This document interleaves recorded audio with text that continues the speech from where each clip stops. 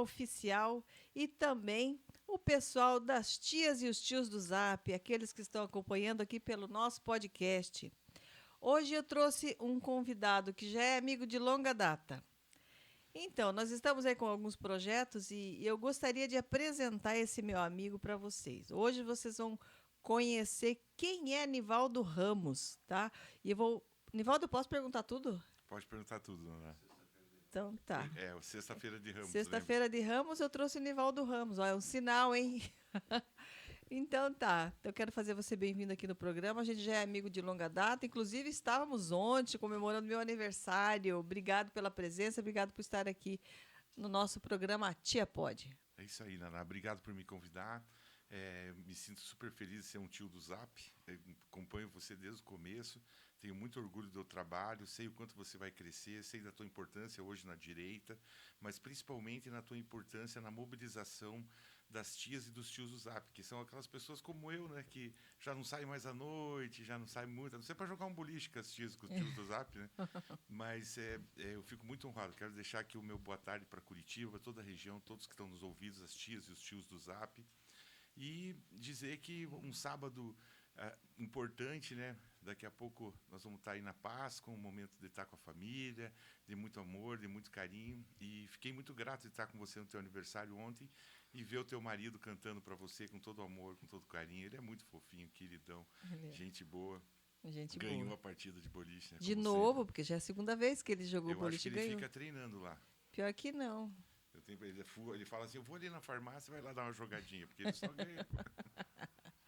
Nivaldo, a gente já se conhece lá do tempo do Partido Patriota. Foi lá que eu te conheci por causa de várias situações, né? Que a gente não pode falar aqui na rádio, mas a gente acabou se conhecendo, foi uma boa surpresa, né? E eu ouvi falar muitas coisas de você e de várias pessoas, e coisas boas, coisas ruins, mas hoje eu quero falar sobre o Nivaldo. Quem é realmente o Nivaldo? Quem é esse cara? Como é que eu vejo você, Nivaldo? Eu vejo você. Eu vejo você como um camarada batuta, meu pai chamava essa palavra, um camarada batuta, um meninão, sabe? Mas, por outro lado, você tem um lado articulador aí bem presente na sua vida, né? Você tem bastante contato, você aí passeia por todos os cenários políticos possíveis, você tem uma história dentro da política aí, pelo pouco que eu sei, você conhece todo mundo, né? E todo mundo te conhece nesse meio político, né? E você tem cargo também, né? Dentro do governo, alguma coisa assim. Conta para nós quem é o Nivaldo. Bom, hoje é o seguinte, eu sou amigo dos amigos, né? Então eu sou um cara que eu vim para esse mundo para construir, para ajudar, para poder colaborar para que a gente tenha um país melhor, mas principalmente para que a gente viva melhor nas relações humanas, né? Eu tenho até um amigo meu que viajou muito comigo, que ele falava assim, é impressionante o network, a tua relação humana que você tem com as pessoas. Porque realmente eu conheço pessoas no Brasil inteiro, em vários municípios, aqui no Paraná, nos 399 municípios, mas não é porque eu conheço porque eu tenho algum tipo de trabalho com elas, ou porque essas pessoas ou dependem de mim de alguma maneira, ou eu dependo delas de alguma maneira. Não é, são amigos. Amigos que o mundo vai trazendo e tal. Daí tem momentos que tem amigos que estão mais próximos, momentos que tem amigos que estão mais distantes, mas sempre quando a gente se reencontra é uma festa, é uma cumplicidade, e é isso que faz, eu acho que faz de mim uma pessoa que está tentando evoluir espiritualmente para chegar num patamar melhor, né? Eu já passei por várias autarquias, por várias coisas. A última que eu estava no Conselho Federal de Química, né? Nas relações institucionais. E esse momento terminou agora, está terminando agora, na realidade, e aí vamos começar para ver o que vai ser o próximo projeto, né, que vai acontecer aí na minha vida. Mas eu acho que, falando de mim, é mais isso, sabe? Eu sou apaixonado pelos meus filhos, apaixonado pelos meus amigos, apaixonado pela minha mãe, que tem 80 anos, fofinha, linda, maravilhosa, queridona. E eu estou aí para construir, para ajudar. Então, né, eu vejo situações e vejo com que maneira que eu posso colaborar para que essas coisas cheguem num denominador comum lá na frente. Eu não acredito, né? Tem até, eu vi uma relação com um coordenador de campanha, um articulador, que ele falava assim, ó, nós temos uma torre aqui, essa torre aqui, aqui nós vamos ter um peão, aqui nós vamos ter um, um, um cavalo, aqui nós vamos ter um bispo, aqui nós vamos ter aqui, e nós vamos jogar esse jogo da política com esse tabuleiro, né? Então, eu não vejo assim, porque eu não consigo ver a política como um jogo, entendeu? Eu consigo ver a política como uma construção. Como que é uma construção? Uma construção de fazer amigos, de criar relações, e essas relações darem um projeto que dê um denominador comum. E o que nós vivemos hoje, com tudo isso que acontece dentro da política, nós temos que procurar correr o máximo possível fora do jogo, fora do sistema e fora da divisão. Nós temos que ir para um lugar para a união, né? Principalmente hoje. Eu não gosto muito dessa coisa de direita e esquerda. Eu tenho horror, você sabe disso. É isso que eu ia perguntar. Como você se define dentro da política? Você é um liberal? Você é um conservador? É um centro-esquerda? Um centro-direita? Como que você se define? Eu acho que eu sou um centro-direita, mas mais para a direita, porque eu prezo muito pelos valores, sabe? Eu acho que os valores, eles estão no dia a dia, no teu comportamento, naquele momento que ninguém está te vendo, que ninguém sabe, que só Deus está te olhando naquele momento, que é só você e Deus. Então, esse teu comportamento nesse momento é o comportamento que você tem com mais valor. E esse comportamento que você tem que levar para a vida, levar para as outras pessoas, ajudar as outras pessoas, aprender com as outras pessoas, porque nós somos uma escola constante, né? Então, até me fugiu a linha de raciocínio. Não, estou falando sobre você se definir como direita e esquerda. Ah, sim. Daí, então eu acho assim que os meus valores são mais fortes. Então, me considero muito de direita, né? Mas não aquele direitão. Eu sou um direita que eu tenho pautas, vamos dizer assim, que eu acho que progressista seria muito forte, mas assim, de avanço, né? De avanço. Então, eu não posso aceitar, por exemplo, hoje que uma criança de ensino fundamental chegue na 4ª série, não sabe ler, não sabe escrever, e ela é passada para que o não Estado... Não sofra nenhum dano psicológico. Não é nem por isso, é para que o Estado possa ter recurso, porque o recurso que as pessoas não sabem, mas o recurso que vem para os estados e municípios vem pela avaliação deles do IDEB. Então, o que eles fazem? Eles passam as crianças para dizer que eles têm um ensino fundamental de excelência e pegar recurso para investir no troço seguinte, só que eles não dão base para as crianças. Então, as crianças estão terminando o 2º grau e não têm motivação para continuar para uma faculdade, uma pós-graduação, enfim, devido a essa falta de estrutura que tem no ensino fundamental. E isso é uma política pública. Então, eu acho que isso tem que avançar. Aí, se você falar isso para uma pessoa de direita radical, ela vai dizer que eu sou progressista. Entendeu? Mas eu quero os meus filhos e os meus netos e os amigos dos meus bisnetos e os filhos dos meus amigos com condição de ler e escrever, não os meus amigos ricos, mas os meus amigos pobres.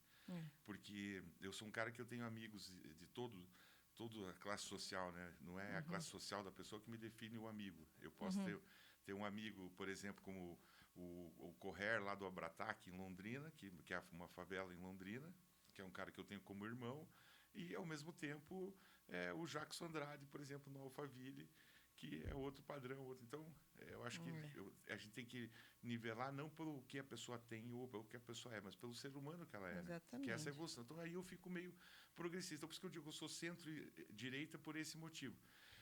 Apesar de eu não gostar dessa nomenclatura de esquerda e direita, porque tem muita gente de direita que tem uma posição muito ruim e muita gente de esquerda que tem uma posição muito boa. Porque o mundo não pode ser pautado por direita e esquerda, tem que ser pautado por pessoas. Tem pessoas de esquerda que têm horror do Lula, por exemplo. Sim. Entendeu? E tem pessoas de direita que têm horror do Bolsonaro. Isso não deixa uma pessoa deixar de ser de direita, a outra deixar de ser de esquerda. Então, na sua opinião, o que faz uma pessoa ser de direita são os valores cristãos, de família, de educação, liberdade. Isso faz você... não ao aborto, tudo isso. Isso me faz o direita. Tá. Né? E eu vejo que você transita em vários lugares com pessoas de vários partidos. Vamos fazer uma brincadeirinha. Eu falo o nome, você diz se ele é centro, se ele é esquerda ou se é direita. Você conhece todo mundo. Não sei se eu vou conseguir Vamos falar avaliar. aqui, vamos Mas falar vamos aqui lá. do pessoal do Paraná. Beto Richa, por exemplo, ele é o quê? Eu acho que ele é centro.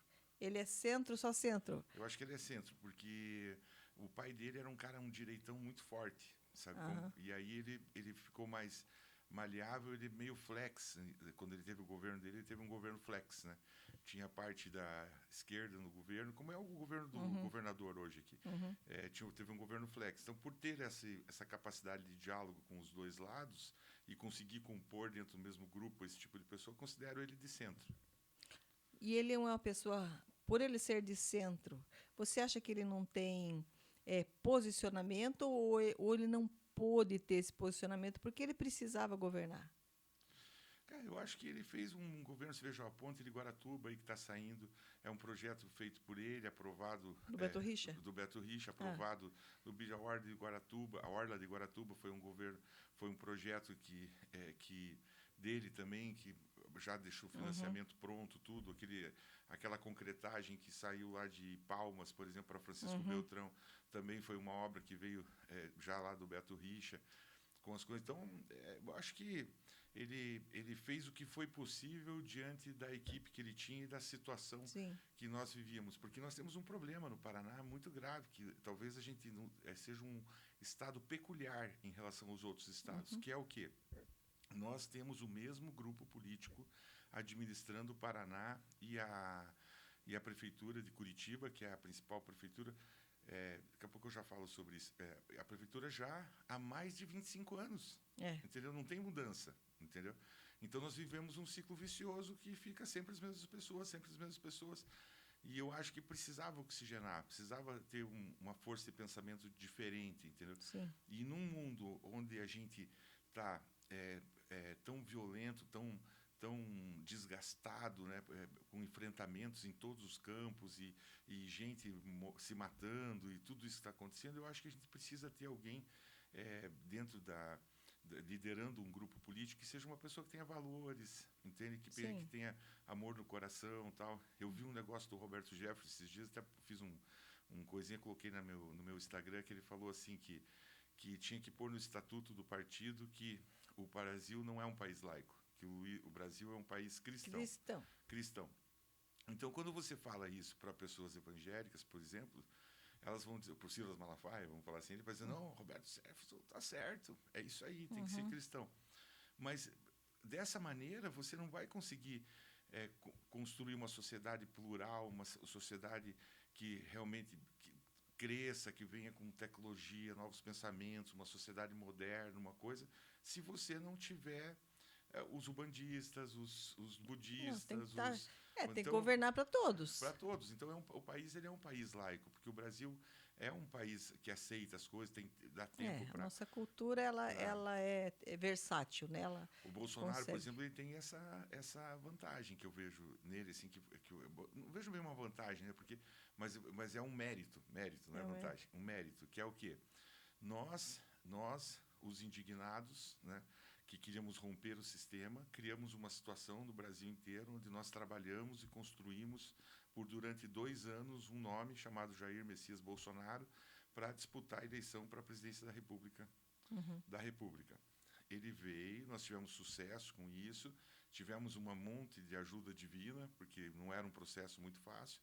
Ele virou presidente da República. Ele valorizou aquele trabalho que nós fizemos de nos reunirmos e selou definitivamente os patriotas, que somos nós. Sim, então, esse mérito, todo muito dele. forte dele, porque ele pegou o que estava sendo construído e teve a expertise de fazer com que essas pessoas se unissem e brigassem realmente pelo país e desejem essa mudança, entendeu? A única coisa é que nós temos que fazer essa mudança com prudência, ouvindo a todos, sem choque, sem divisão, né? Então, vamos entrar aqui na polarização direita-esquerda, né? Por exemplo, estamos falando disso. Né? Então, você veja bem, a esquerda, eles se matam, eles se odeiam. Se você vê em Brasília... Mas ninguém sabe. Aqui, os patriotas brigam na... Eles se odeiam, a esquerda se odeia. Quando junta a pauta deles, eles se reúnem e vão para o cacete. É. a esquerda. A direita, elas ficam brigando, porque é uma vaidade, é o ego, é Protagonismos. protagonismo, aquele que quer ser deputado, aquele assim, se eu vou dar até uma cutucadinha aqui sem falar nome, mas, pô, o cara, porra, porque eu sei que existem infiltrados na direita e tal. Só que ele foi 20 anos brisolista do PDT. Porra, saca? Então, peraí, né? Refletimos, vimos que não era bom aquilo ali, que o melhor para o país é a direita, é os valores, é o troço e vão para frente. Agora, quem tem um passado não pode apontar o dedo para o amiguinho, entendeu? E hoje nós temos que tentar convergir para que todos os amiguinhos não briguem, entendeu? Fica uma coisa. Política é igual a Arca de Noé. Tem lugar para todos os bichos, como é a vida. Só não pode brigar. Tem que ter uma vida Cada um na sua propositiva, de gaiola. construção. Então eu não acredito no jogo, eu acredito na construção. E na esquerda e direita, então, para me definir, me defino num centro-direita, mas bem mais para a direita. Bem Entendi. mais para a direita. Então, falando do Beto Richa, agora vamos falar do Requião. O Requião, eu tenho uma certa admiração por ele, mas de muitos anos já. Não é de agora, assim, que eu gosto dele agora, não. No passado, eu observei muito o Requião pai. Né? Você acha o Requião... Quem é o Requião? Ele é direita, esquerda, centro... Ele é mais centro-esquerda, não é?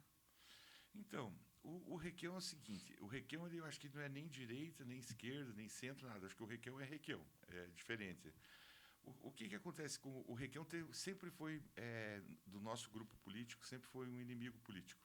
Ele sempre esteve do outro lado. Uhum. Né? Então, perdemos a eleição para ele em 90 com o Zé Carlos Martinez, que o Scarpellini, junto com o Tássio Pereira, fizeram o Ferreirinha, que era uma mentira. Né? Até mandar um abraço aqui para o Ferreirinha, que mora ali passando Guarapuava, Turvo, o Júnior lá, o dono da loja. Esse Ferreirinha ficou famoso. Ficou famoso, mas ele não tinha nada a ver, era tudo mentira. Ele era só o funcionário da fazenda, entendeu? Era um gente fila, queridão.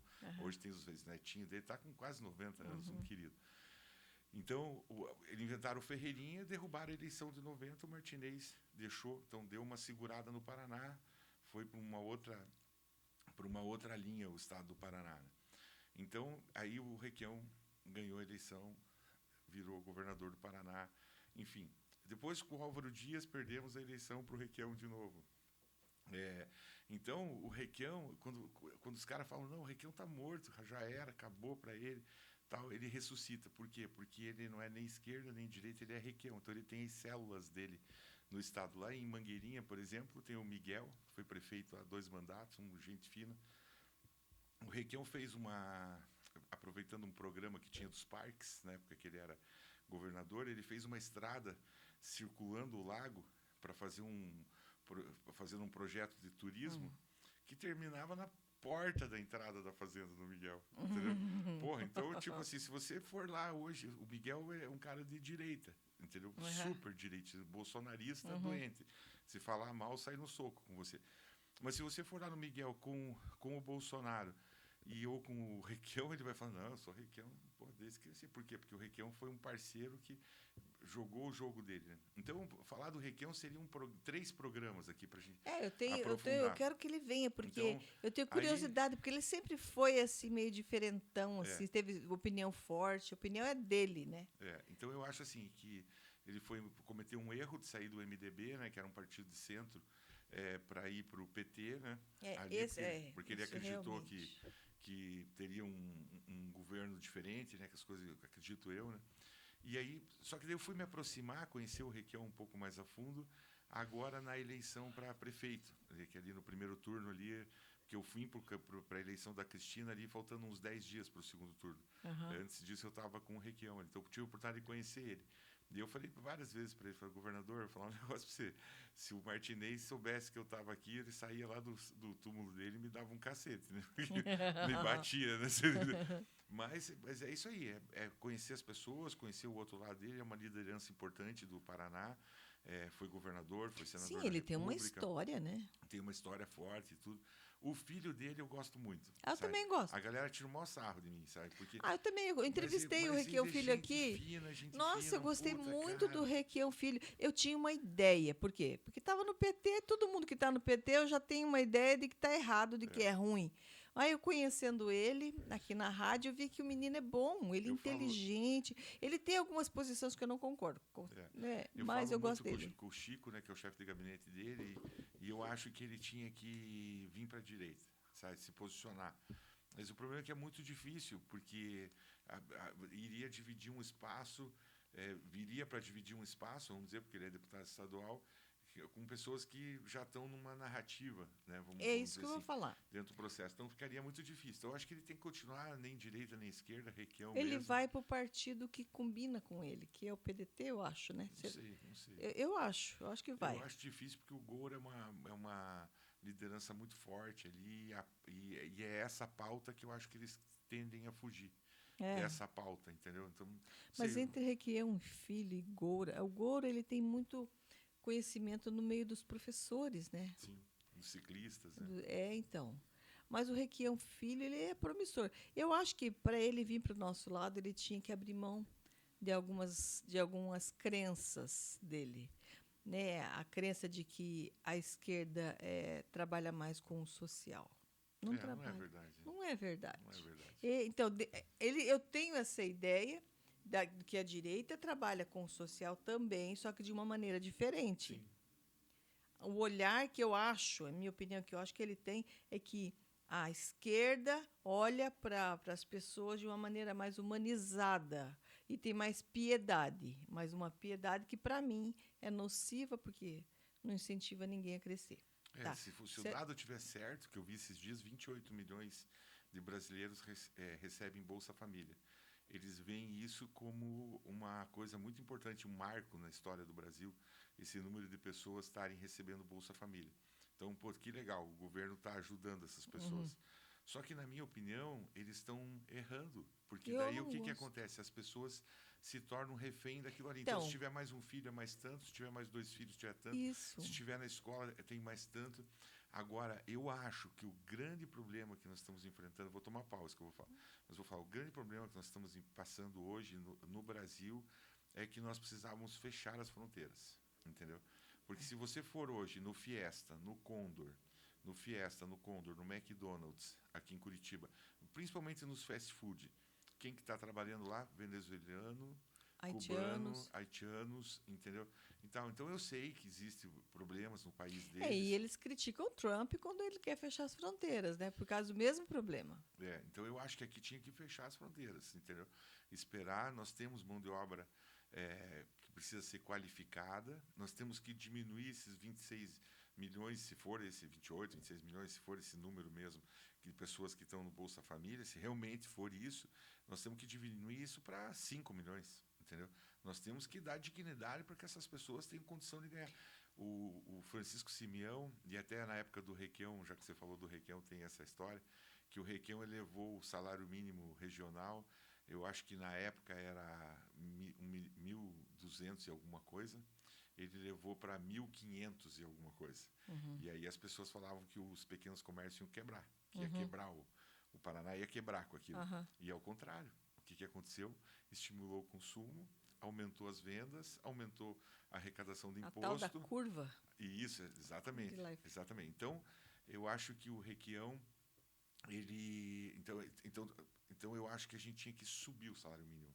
O Francisco Simeão, né, dono da Best Coe, né, que ele até tem um projeto maravilhoso aí de casas, de cidades modelos, né? Então você vai na cidade, cria um bairro, naquele bairro você põe uma escola, naquela escola com casa popular, né, você coloca toda a infraestrutura necessária para que as pessoas que estão vivendo em situação de risco venham para uma situação social cabível, com direito a emprego e tudo. Então ele tem um projeto muito bom. E ele fala assim, que o salário mínimo no Brasil tinha que ser R$7.000.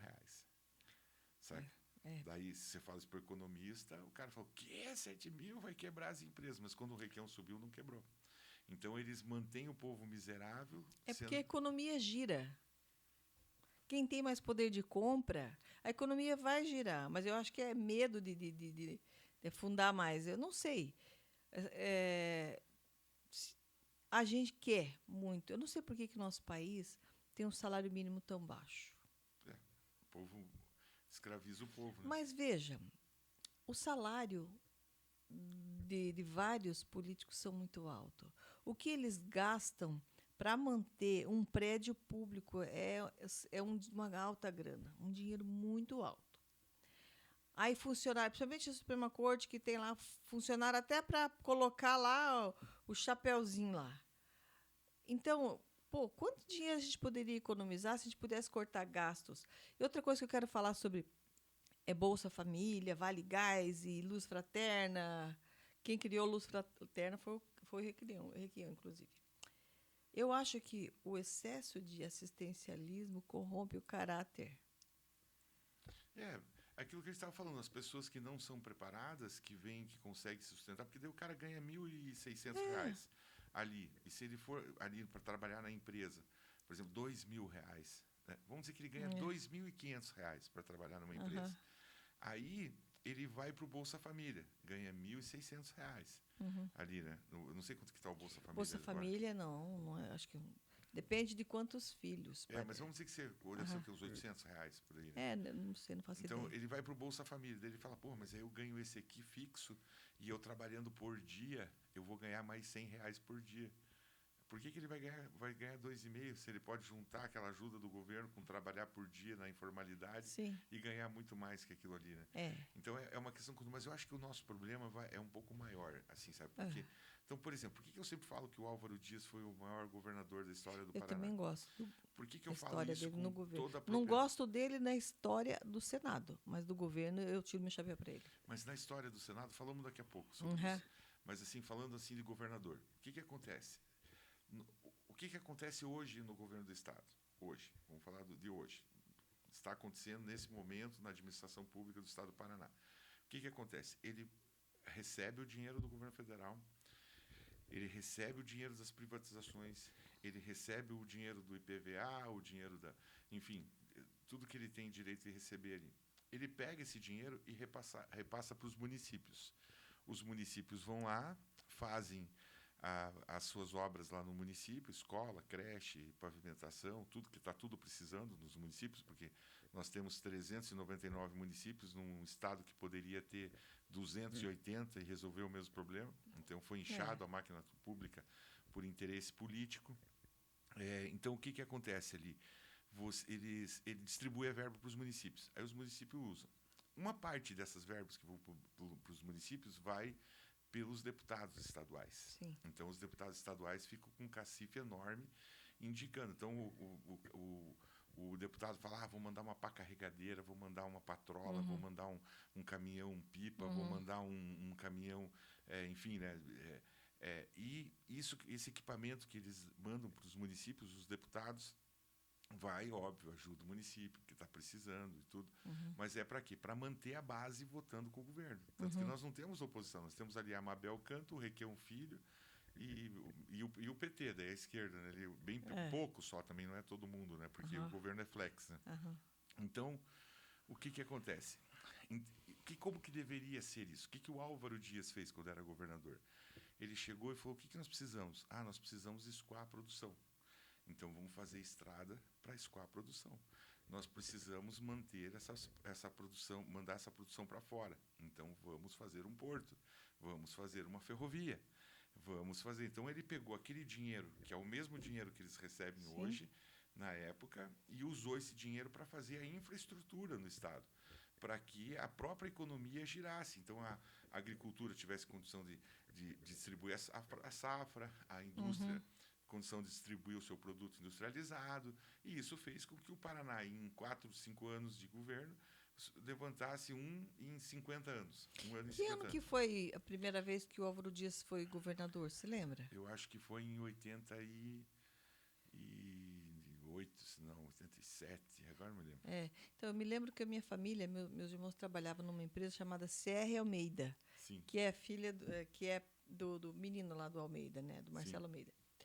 E eles trabalhavam muito construindo estradas. Meus irmãos viviam na estrada, construindo estrada. Meus irmãos eram mecânica de máquinas pesadas. Eles cuidavam da manutenção da máquina. Meu pai e meus vários irmãos. E eu lembro que a Paraná, na época, cresceu muito assim, construiu muita estrada. Desde lá da divisa com Mato Grosso, Icaraíma, Moarama, veio passando, construiu muito estrada, porque eu sei porque a gente se mudava. Sim. Eles faziam acampamento com a família e eu vivia mudando de cidade porque meus irmãos tinham que trabalhar nesses lugares para que a gente construindo essas estradas. Eu lembro que foi no governo do Álvaro Dias. Então, por isso que eu digo que ele foi o melhor governador, porque daí depois dele, quem que fez obra? Foi o Jaime Lerner. Só que o Jaime Lerner fez o quê? Colocou o pedágio, fez o anel de integração. O anel de integração desintegrou o sudoeste do Paraná, deixou de fora. Se você pegar o anel de integração, olhar o mapa, você vai ver que o sudoeste está fora desse anel. Então, deixou fora. E o que aconteceu? O sudoeste se grudou um pouco mais em Santa Catarina, Curitibanos, Chapecó, ali pro lado de lá, o sudoeste, e o Paraná ficou dividido ali. E aí veio essa carga tributária do pedágio, que fez com que o Paraná, que impacta isso em tudo, na comida, no preço da indústria, na pecuária, na agricultura, em tudo. Então, foi o segundo, mas fez a duplicação das estradas e colocou esse pedágio que a gente ficou refém até hoje. E agora voltou no mesmo modelo de antes, não melhoraram nada as estradas, ficou do mesmo jeito. Então, nós precisamos ter um governador agora, a partir de agora, aqui para o Paraná, que seja um governador que venha, que pegue todo esse recurso, igual eles pegaram, e invista na infraestrutura. Então, por exemplo, quer ver uma coisa que o governador podia fazer com muita facilidade, que mudaria a história do litoral do Paraná inteiro? Porto Matarazzo. Qual que era o problema do Porto Matarazzo? Ele estava numa demanda de inventário. A demanda acabou. O Fernando Matarazzo lá ficou dono do posto, do porto. Aí o calado não faltava drenar drenar, acho que chama, né? O calado para poder entrar navio um pouco maior, né? Ali. Mais profundo. Então já foi feito. O calado já foi, já fizeram, tem um nome, não é drenar, é outro nome, que eu já lembro de falar. Só assorear, será? Daí fizeram, daí agora já pode. O que falta agora? Falta investimento. Então, essa ferrovia que vem lá de Antonina e vai até Paranaguá ali, essa ferrovia é do Porto Matarazzo. Entendeu? Então, se o Paraná der um incentivo, arrumar um investidor, por exemplo, lá fora, Cacifal, o Paraná, nós queremos reabrir o porto. Fernando, vem aqui, nós queremos reabrir o porto. Reabrir o porto de Paranaguá, o que acontece? Você acabou com o desemprego no litoral do Paraná, você levou o progresso para lá, porque um monte de gente vai descer para morar lá, você vai resolver o problema de... quando você sai de Antonina, Morretes, Guaraqueçaba, porque se você fizer uma pavimentação ali de concreto, que é essa que não polui, né? Os ambientalistas não vão... Você vai levar o turismo para Guaraqueçaba, vai unir o Guaraqueçaba à costa, porque hoje, para você chegar lá, é uma estrada horrorosa. É mesmo, eu passei por lá, porque faz uns 4 anos atrás, acho que foi até mais. Uma estradinha ruim para chegar lá. Ruim. E aí a ferrovia para vir até Paranaguá. Então, você tem condições de fazer um intraportos com a ferrovia, né? Você vai gerar emprego, vai aumentar, e abrir a BR-101, que desde a época do Álvaro Dias, que ele deixou pronto para ser asfaltada, que é a rodovia que liga Antonina a Garuva, para você cortar o litoral, para os caminhões não passar pelo litoral.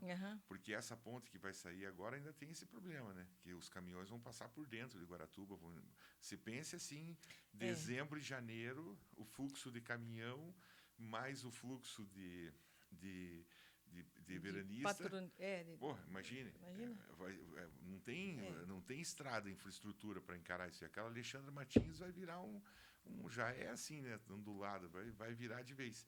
Então, é um projeto que o governo do estado podia se envolver, sem pôr dinheiro, com dinheiro da iniciativa privada, simplesmente com uma articulação, faria uma diferença no litoral inteiro, porque o litoral precisa de emprego. O litoral precisa de emprego. É que o litoral, eu acho que tem, assim, por causa do turista, a gente mesmo, nós tínhamos uma casa na praia, a gente só vai de vez em quando, mas tem gente que mora lá e precisa de uma cidade melhor.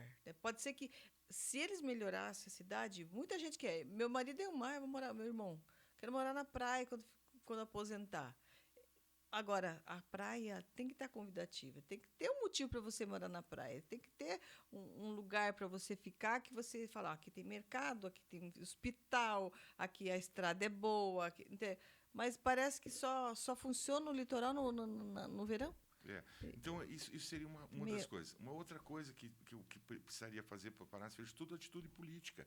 Fácil de fazer, não depende de dinheiro. Quem né? tem a caneta na mão pode fazer. Pode fazer. Então, por exemplo, o que aconteceu com General Carneiro, Bituruna, General Carneiro, Bituruna, Palmas, Crevelândia, União da Vitória, Malé, Antônio Linto, de um lado é Antônio Linto, do outro lado putz, esqueci o nome agora da cidade. Bom, enfim, o que aconteceu com essa região?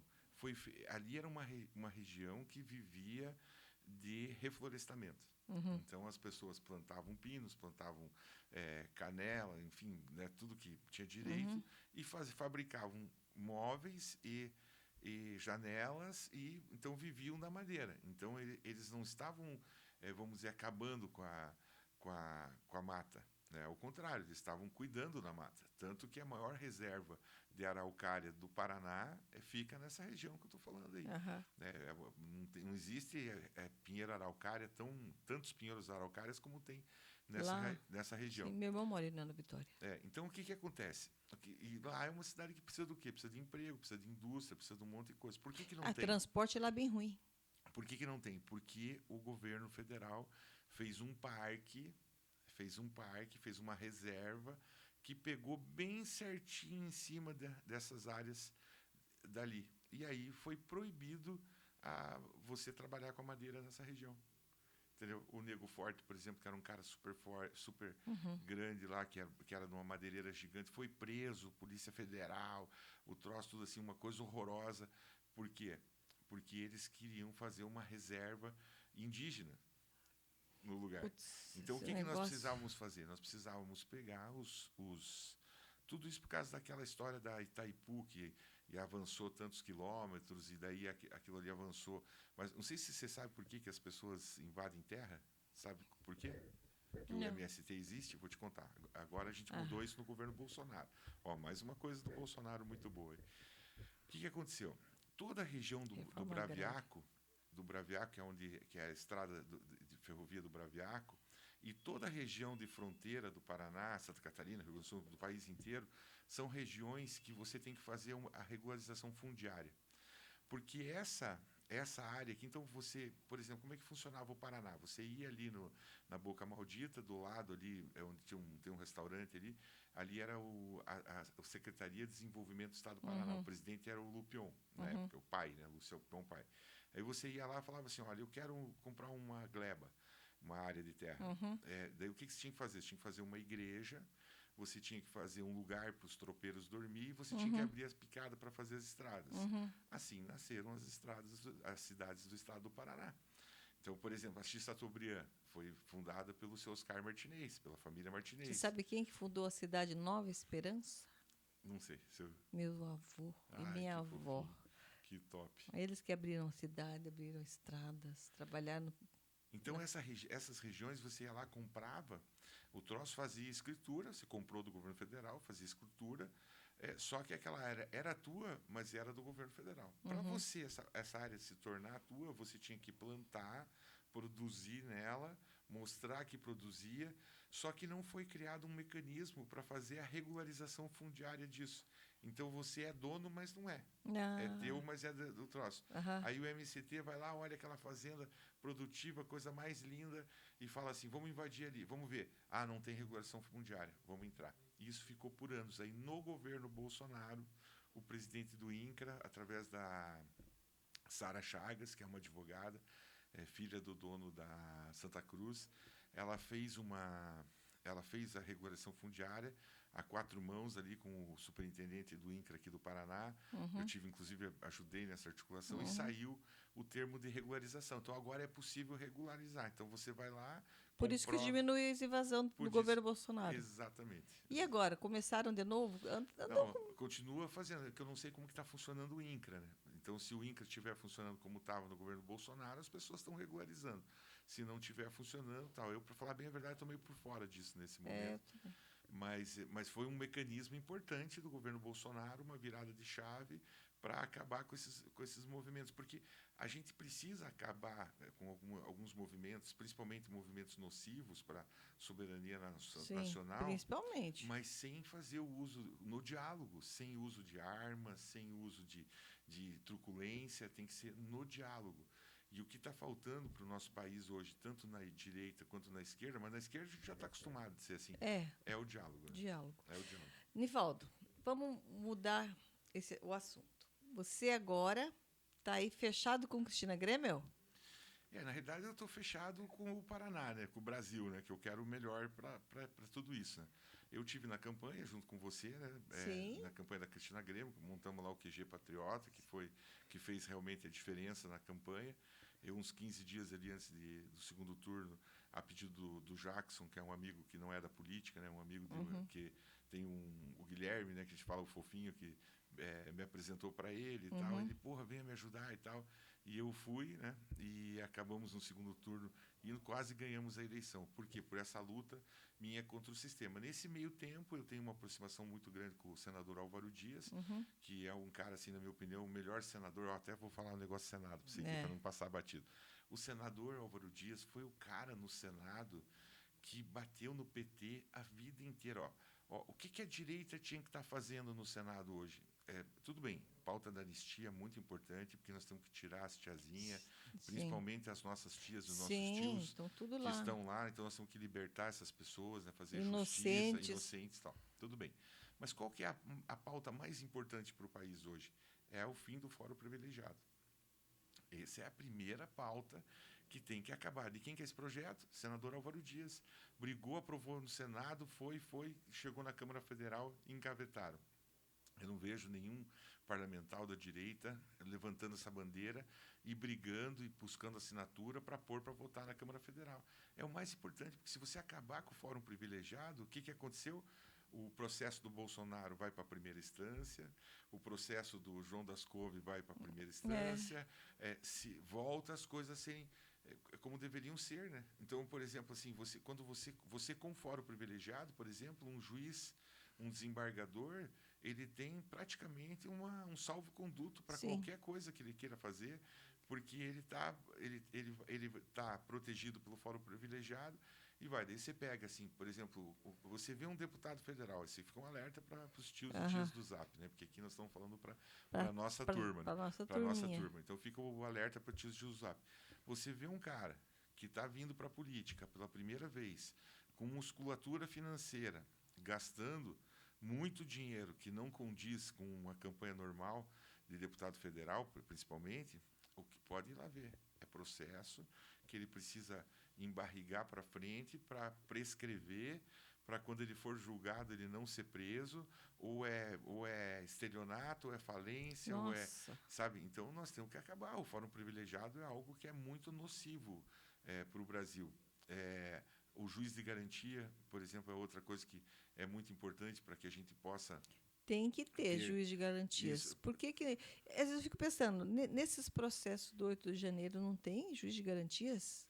Porque o devido processo legal não está sendo respeitado. É melhor a gente nem falar disso, porque uma pessoa que a nossa turma gosta muito foi quem vetou o juiz de garantia quando foi aprovado na Câmara. Né? Então vamos falar de outra coisa para a gente não tomar pau lá no nosso grupo. Depois né? você me fala. Daí, então, o que acontece? A gente precisa ter uma regulação. Regulação não. Nós precisamos ter deputados que briguem realmente por pautas que vão fazer a diferença. Entendeu? Vão fazer a diferença. Eu me lembro que agora, quando vamos falar um pouco da coisa local, não, nós vamos apoiar o Columbre, vamos apoiar o Hugo Mota. Sabe? Era óbvio que eles iam criar dificuldade. Era óbvio. E você sabe por que eles estão criando dificuldade na pauta da anistia? Vamos falar um pouquinho disso. Por que eles estão criando dificuldade? Por que tá difícil para passar? Deve ter pressão do governo federal, que é a esquerda que não quer. Não, não é isso. Eu acho que deve ter outro tipo de pressão, mas alguma coisa está acontecendo lá. Porque o pai do Hugo Mota, por exemplo, o pai do Hugo Mota está com os capivara lá, talvez possa ser por causa disso. Então, mas é que não é isso. O que acontece é o seguinte, eles querem fazer uma emenda. Por isso que quando o Bolsonaro falou, vamos passar limpo, 0-0 para todo mundo, daqui para frente, vamos todo mundo, que ninguém entendeu, né? Quando ele falou isso, vamos zerar aqui, anistia agora, zeramos daqui para frente vamos no 0-0.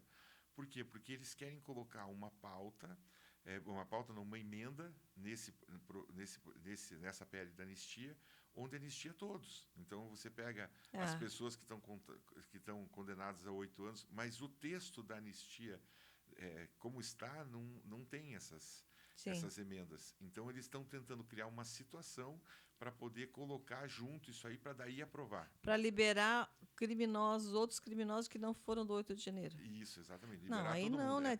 É passar a régua. Aí liberta várias pessoas vários bandidos aí que não... Da política, né? Isso porque é tudo para presos políticos, né? Crimes políticos. Então, improbidade administrativa, o cara que desviou dinheiro e não foi, o menino lá do Rio de Janeiro, lá, né?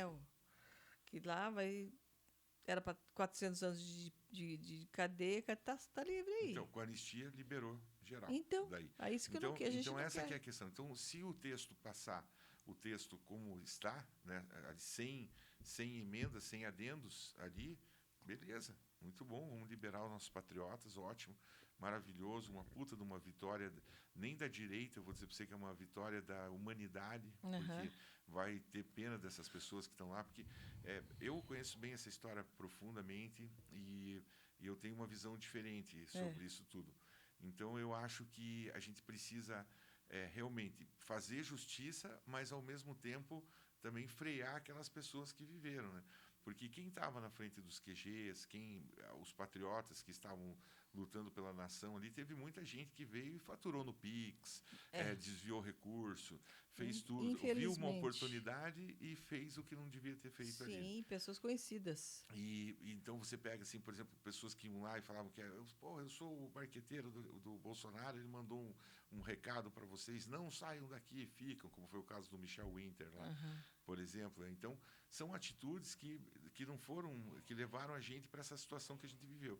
Então, a PL da anistia, ela vai passar, mas eles estão segurando, por quê? Porque eles querem sufocar ao ponto de dizer, não, tudo bem, vamos passar, mas vamos fazer esse adendo junto, essa emenda aqui na PL e tal, para que libere todo mundo.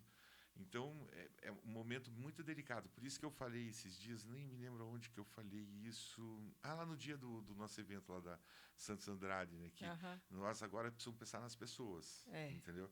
Porque é muita injustiça, isso cria uma energia muito ruim, né? Sim. Quando você tem luz, né? Não existe escuridão, né? Sim. É a luz que diminui e a escuridão ocupa espaço, né? Então, nós temos que agora nos unirmos, aprendermos a conviver e a nos entender para que a nossa luz consiga mandar essa escuridão embora, clarear todo esse espaço para que a gente possa ter uma mudança. E eu fico muito preocupado, porque a eleição está chegando, é ano que vem, né? Então, mas voltando à pergunta primeira da Cristina Grêmio, então, aí eu fui para a campanha, fiquei, e eu tenho essa ligação com o Álvaro, e eu tenho uma coisa na minha cabeça que o Álvaro precisava ser governador do Paraná, entendeu? Não por ele, mas pelo Paraná. Você acha que ele vai sair em 2026 para governo, será? Depende dele. Mas eu acho que ele devia sair, porque ele deve isso para o Paraná. O Paraná precisa dele. O Paraná precisa de alguém que venha com essa visão de construir o que é necessário ser construído. Mas já foi feita alguma pesquisa de opinião sobre a possibilidade, né, de Álvaro Dias voltar ao governo? É que não tem os candidatos, né? Não tem os candidatos, né? Não, mas a imagem dele. Estou falando da imagem dele. Eu acho que ele, para o governo, hoje, ele lidera. Ele está ali, o Moro, na frente um pouco, porque está com o Rical da eleição passada. O Moro tem essa coisa que uma parte da população tem. Não, ele prendeu o Lula, né? Então ele é o xerifão. Né? Então ele tem essa coisa do Moro. Então, mas ele ali, com certeza, está ali com o Moro. Colocando ele nessa pesquisa, vamos dizer assim, os dois no segundo turno, o Álvaro leva a eleição, né? Só que o problema é a máquina do governo, porque como nós temos esse regime de que o dinheiro é distribuído para os municípios através dos deputados e através do governo do Estado, o que acontece? Você tem uma máquina muito forte. Por exemplo, o Paulo Martins, na última eleição para o Senado, ele tinha apoio da máquina do Ratinho e ele tinha o apoio do Bolsonaro. Sim. E ele não ganhou a eleição. Teve cidade assim pequenininha, eu não me lembro se é Verê, se não me engano, que ele fez 50% dos votos, nunca foi lá. Entendeu? Aham. Então, porque isso é a máquina do Estado, através dos prefeitos, trabalhando Sim. dentro desse curral eleitoral que nós temos hoje no Paraná. Nosso complexo, né? Então, quando o cara fala em sair candidato a governo, tem toda essa engrenagem para enfrentar, Aham. né? Enfrentar um sistema. Como eu e você, por exemplo, já enfrentamos esse sistema com a Sim. Cristina Grêmio, nós dois hoje temos uma visão. Acredito que você tenha parecida com a minha, que você, a máquina, é só a máquina, entendeu? Que o povo é soberano e o povo quer mudança, quer que Então, é mude o por isso que eu cenário. estava falando da imagem do Álvaro Dias. Que nem eu estava outro dia conversando com as amigas, falando assim, gente, nós vamos estar lascados lá em 2026 para governo do Estado. Por quê? Porque a gente está cansado de votar no menos pior. É. Sempre é menos pior. Agora, Sérgio Moro, eu não sei, depois dessas coisas que dele ter apoiado o Flávio Dino lá ir para a Suprema Corte, se essas coisas não abalaram aí a estrutura dele, sabe, o capital político dele, porque ele fez o que fez, ele deu alegria para o povo que foi prender o Lula. O mérito, né, nem foi todo dele assim, porque tem lá tinha Ficou brecha para soltar, né? entendeu? Ficou, então, e quando o Lula foi solto, né? E ele não quis. Ele tem um problema para o governo que ele tem a direita contra ele e a esquerda contra ele. Então, Então, e como é que uma ele pode ganhar a eleição? Não, mas é que não Pro vai ganhar. Isso governo. aí é só, nós estamos 1 ano e pouco, ainda está tudo se Então, construindo. por isso que eu Né? estou tentando entender. Eu, como militante não é feio falar, como ativista, que Você é a estou aí. presidente do maior grupo de tias e tios do Zap do Brasil. Você Então. não é, já passou dessa fase Então, ativista. mas essa. Você é uma liderança. Hoje tem o influenciador, que é aquele cara que faz para rede social, vai para Aham. Tem o influenciador, tem o político e tem o mobilizador, que é Aham. essas pessoas dos grupos políticos. Aham. Eu até tenho uma ideia, assim, uma hora, se você quiser falar sobre isso, assim, que eu acho que... Então, por exemplo, o Patriotiza, lá do César, Paraná, Aham. ele que deu essa ideia. Eu conversando com ele, ele falou Aham. sobre isso, e eu achei uma sacada enorme. Ele falou, pô, eu tinha um sonho de fazer uma federação com todos os movimentos, Aham. entendeu? Então, tinha os do Zap, Aham. fala os movimentos que tem, que me deu um branco agora. Tem tias do Zap, tem mulheres que se importam, Isso. tem as intercessoras. Fazer uma federação. Essa federação, quem são os membros dessa federação? Os presidentes desses movimentos. Aham. E essa federação criar um conselho político, onde aí abre aí para todos, nós temos espaço para fazer isso ali no Daniel mesmo, ali na Muricy, conversado com ele ali, reunir daí essas pessoas desse conselho político para a gente trocar ideias do que a gente pode fazer para construir, porque a vida, a política e a vida não é um jogo, é uma construção. Então, mas aí. Aí voltando a Cristina Grego. Não, deixa eu só fazer um adendo aí. Aí, a ideia não é boa. Não, a ideia é boa se não fosse a direita. Por quê? Aí temos lá o Direita Paraná, tem lá um deputado por trás, aí tem, no caso, a tia do Zap ano passado, que tinha a Cristina, que a gente apoiou, aí tem vários. O que acontece? Um não gosta do outro. Ai, porque eu não gosto da Naná, a tia do Zap, porque a Naná é isso. Ai, porque eu não gosto do fulano, ai, porque eu não gosto de ciclano. Tem isso aí. Então, mas se a gente conversar com todos, e mostrar para eles que a nossa união vai fazer a mudança do nosso Brasil, saca? Porque aquelas pessoas... trabalho de convencer aquelas mesmo. pessoas que E estão o César, ligadas... por exemplo. O César ele não é bem visto entre os ativistas. Mas é um cara que se esforça. Sim, é um cara que faz, trabalha que pra busca, caramba. Que trabalha pra caramba. Então é isso. A gente tem que quebrar esse paradigma. Nós temos que nos unir para assim tornar. E assim, e quem quer ser assessor de deputado ou de senador, e seja do que for, então não esteja na causa. Entendeu? Porque a nossa causa é o Brasil. A nossa causa não é os políticos. Entendeu? O Tito, gente boa. Delegado Tatiana, gente boa. Muito. O Éder Borges, gente boa. Vamos fazer. Rodrigo Reis, gente boa. Você vai fazer. Então, são todos gente boas. Só que, então, quem são assessores dessas pessoas? Eles que se limitem a atuar no trabalho parlamentar deles ou aonde eles estiverem dirigindo a autarquia, ou seja o que for. Então, cada um cuida. Quem é assessor, entendeu? Entendi. Agora, Sei do que você está falando. quem está pelo Brasil, entendeu? Vamos acabar com as diferenças. Vamos sentar e vamos. Nós temos que nos unir. Isso é muito bom. Mas voltando à Cristina Grêmio. Daí, o que eu vejo na Cristina Grêmio? O que eu vejo? Ela foi uma guerreira, né? Porque ameaça de morte. As pessoas pensam que uma campanha para prefeito é só ir lá, mas não é. Não. Gente seguindo ela, P2 em cima, governador saiu do cargo para afastar o Rafael Greca, que é de esquerda, né? Fizeram toda essa situação de que aconteceu e ela ficou firme, ali ficou guerreira e todos, né? Vocês, eu, todos nós ficamos ali. Ela virou, certo? Só que o que acontece? Onde que está o grande mérito do Pedroso, por exemplo, que a galera fala muito? Né? Ele convenceu uma pessoa de renome nacional a sair daquela posição confortável que ela estava e vir atender um anseio nosso, do povo, dos movimentos e tal, principalmente do movimento das Tias do Zap. Ela ouviu esse chamado. Entendeu? Nós fizemos muitas reuniões com a Cristina. E ela veio. Agora, o que aconteceu? Ela perdeu, só que ela caiu para cima. Por quê? Porque hoje ela é uma pessoa de renome nacional, de notório saber dentro da política, porque ela cobriu todos os eventos políticos que teve. E ela oferece um perigo que o inimigo está gritando. Isso, exatamente. Então é aí que eu queria chegar.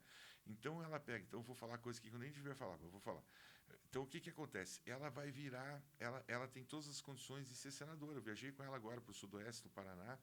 Para você andar 50 metros com ela é 1 hora. É 1 hora, as pessoas conversando. Olha, eu vi você. Olha, eu acompanhei a eleição de Curitiba daqui. Tal. Então, ela é a pessoa que foi preparada, com notório saber que foi injustiçada, que enfrentou o sistema claramente. Foi o momento em que o monstro veio, que as pessoas de direita mostraram quem eram elas, as pessoas de esquerda mostraram quem eram elas, porque você pegar um cara como o Deltan, por exemplo, e fazer um vídeo como ele fez, difamatório em relação à campanha dela, sendo um cara que passou pelo Ministério Público, um advogado, uma coisa, quer dizer, ele foi para a politicagem, ele faz parte do sistema.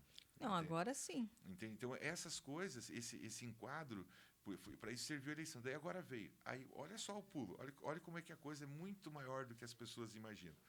Vamos imaginar que dê tudo certo. Né? Que dê tudo certo. Nós estamos construindo.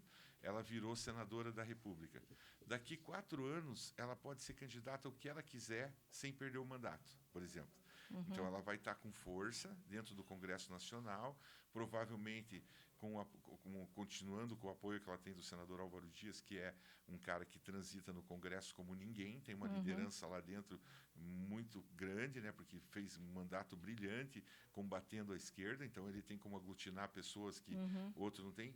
Quem sabe não sonhar com uma presidência do Senado? E se ela botar ordem no STF como senadora da República, quem diz que ela não pode ser presidente da República? Se a Dilma foi. Se ela se eleger senadora e souber articular para ser a presidente do Senado, Naná, ela é a próxima presidente da República da direita. É a maior liderança da direita do Paraná hoje. Um passo de cada vez. Não, mas eu digo na construção. Sim, né? na construção. Eu não falo, a gente não tem isso. Essa conversa não existe entre nós. Né? Sim. Isso eu estou falando um pensamento meu aqui. Ela tem potencial e eu acho ela uma mulher inteligente. Porque para você trabalhar no Senado, você tem que ser técnico. Porque lá é um covil de lobos. É um tanque de tubarão.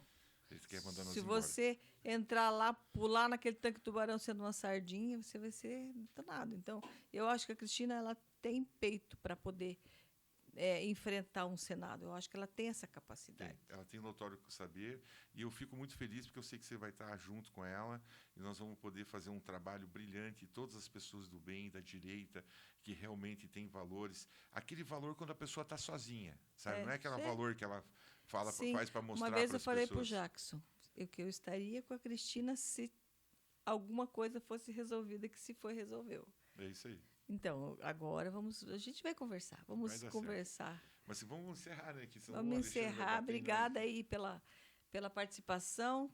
a conversa ia longe aqui, hein, Ia longe, Nivaldo? ia Eu tinha longe. muita coisa para perguntar, não deu para perguntar Mas nem a metade. outro dia eu venho de novo. Aí, não tem A problema. gente vai fazer um. Eu queria fazer uma mesa redonda com pessoas de outras opiniões, para que a gente pudesse trocar ideia, botar a entender o que você está pensando, o que você está querendo dizer, o que o outro quer dizer, sabe? Alguém com maturidade para poder dizer, não concordo por causa disso, disso, disso. Mas uma conversa mais madura. Sabe o que era um negócio legal? Você podia fazer aí, Alexandre, só para encerrar aqui, trazer o deputado Arilson, que é o presidente do PT, né, Arilson Macharoto, e trazer ele para fazer um podcast de debate entre a direita e a esquerda.